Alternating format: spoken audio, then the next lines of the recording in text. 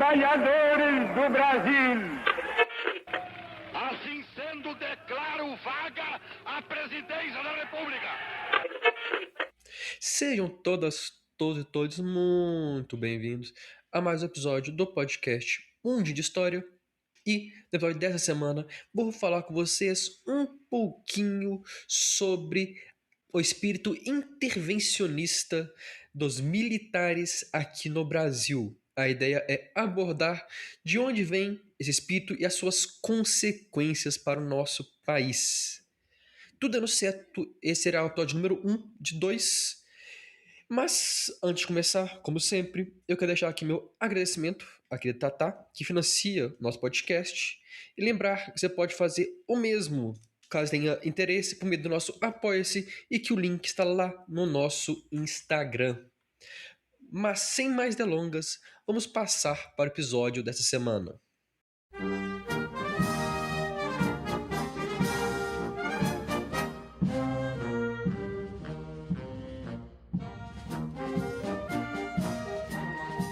No início do século XX, havia uma visão intervencionista dentro das Forças Armadas. Havia um grupo dentro dos militares que defendia que os militares deveriam intervir na política interna brasileira para acabar com a instabilidade, que era uma característica muito marcante da nossa Primeira República.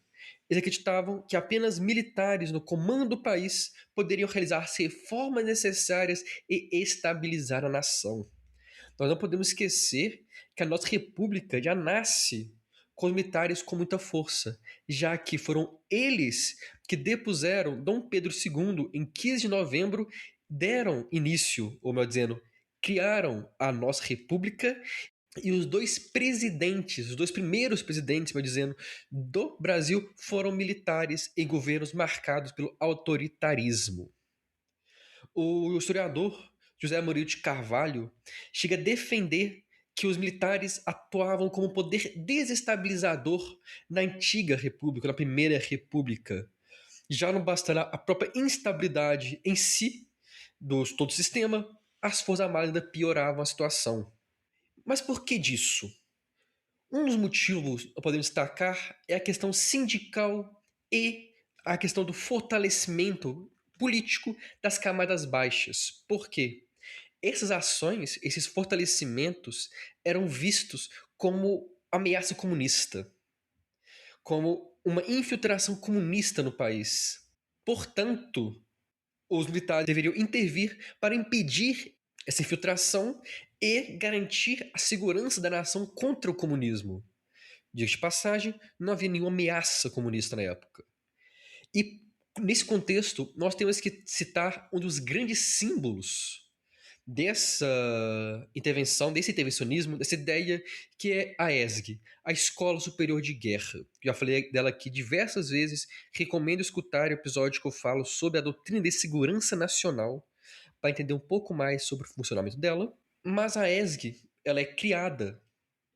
Resumidamente, a ESG foi criada por veteranos, pelos pracinhas após a Segunda Guerra Mundial, com o intuito de criar uma doutrina de segurança do país e garantir que os objetivos nacionais fossem alcançados. Dentro da Escola Superior de Guerra, havia dois grupos.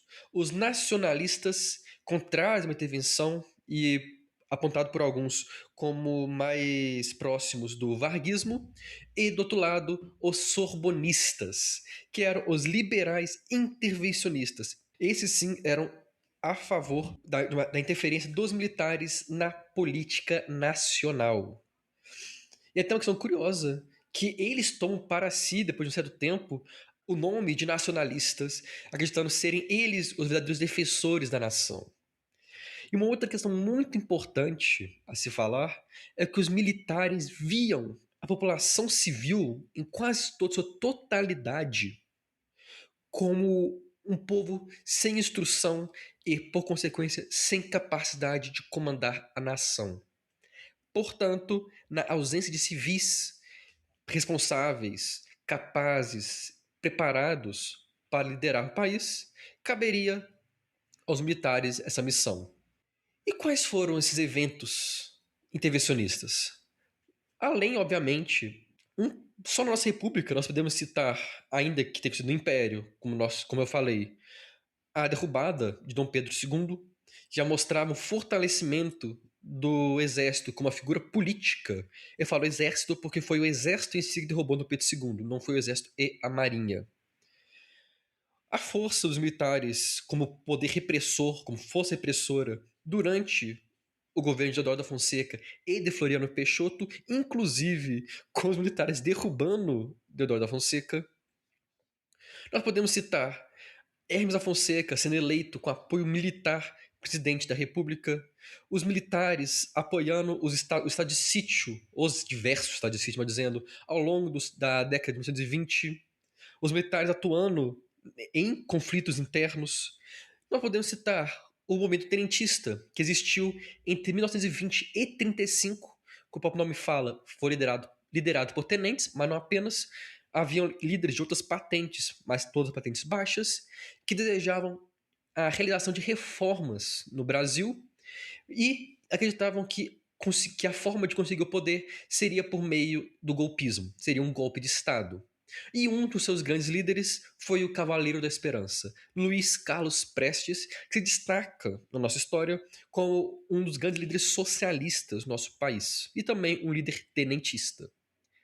Em 1930, Vargas, outros governadores, com grande apoio e grande parceria de militares, realizaram um levante contra o Washington Luiz após a vitória de Júlio Prestes na eleição. Washington Luiz é retirado do seu cargo, Júlio Prestes, o presidente eleito, é impedido de assumir e a República Oligárquica, a Primeira República, tem fim, dando início à Era Vargas. A Era Vargas, diga-se por sinal, começa com uma intervenção militar. Em 37, mais ou menos na sua metade, nós temos outra intervenção militar, quando os militares apoiam Vargas no autogolpe que dá início ao Estado Novo. Novamente, inclusive, eu vou destacar aqui que são do comunismo, por quê? Por do plano Cohen, um plano forjado, e que os militares sabiam que era forjado, que foi utilizado pelos militares aliados de Vargas e pelo presidente para causar pânico na população, falando que havia um plano comunista de tomar o poder no país para legitimar, ou pelo menos para justificar a instalação da ditadura estado-novista de Vargas, que, diga-se de passagem, chega a seu fim em 1945, durante a crise do Estado Novo, influenciado inclusive pelo retorno dos pracinhas aqui no Brasil. Como assim nós lutamos contra os nazistas, os fascistas na Itália, e nós voltamos para um país que é praticamente fascista. E assim, os militares derrubam Vargas em 1945. Nós temos aqui, então, um exemplo como em 15 anos, de 30 a 45, os militares interviram no mínimo 3 vezes na nossa política, se nós não considerarmos o movimento tenentista que ainda era vivo no início da década de 30. Ainda com Vargas, por que com Vargas? Porque ele conseguiu, após ser retirado do cargo, voltar à presidência, agora eleito democraticamente, e é vítima do Manifesto dos Generais. Eu não vou me aprofundar muito aqui, já falei também sobre isso, no episódio que eu falo como Vargas sai da vida para entrar na história.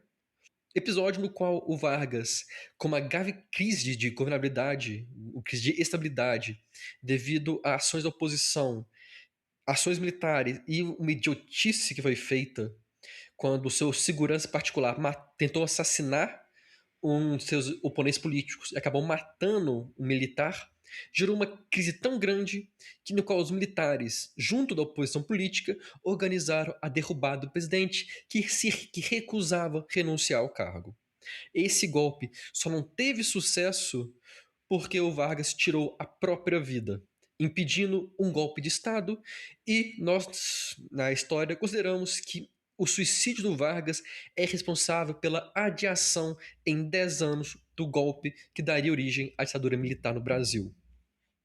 Ainda antes da nossa ditadura, nós temos o contragolpe do general Henrique Teixeira Lott.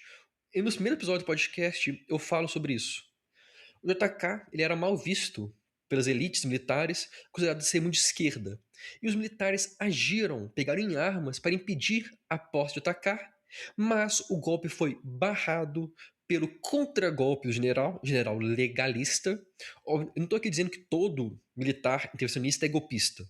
Nós tivemos um exemplo de uma intervenção, a certo ponto, legítima. Os militares, eles se viam como, de certo ponto, realmente são responsáveis pela garantia da Constituição. Eles juram lealdade à Constituição. E a Constituição determinava que o JK assumiria o poder por ter sido eleito democraticamente.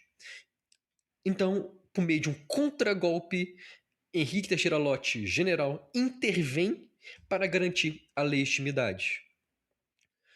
Na eleição seguinte, Jânio Quadros é eleito presidente da República e o seu vice-eleito é João Goulart. Jânio Quadros, ele renuncia na expectativa de que o povo fosse às ruas clamando, implorando para sua permanência, na qual e assim poderia barganhar mais poderes. Na prática, isso não aconteceu e o poder sucessório passou para João Goulart. Só que João Goulart estava na China. Os militares, junto com a elite política, atuam para tentar impedir a posse de Jango, que só ocorre devido a uma negociação que cria um parlamentarismo no Brasil. A única forma que os militares aceitaram o Jango retornar para o Brasil e assumir como presidente foi tirando seu poder, já que esse ficaria nas mãos de Tancredo Neves, o nosso primeiro e único primeiro-ministro da República.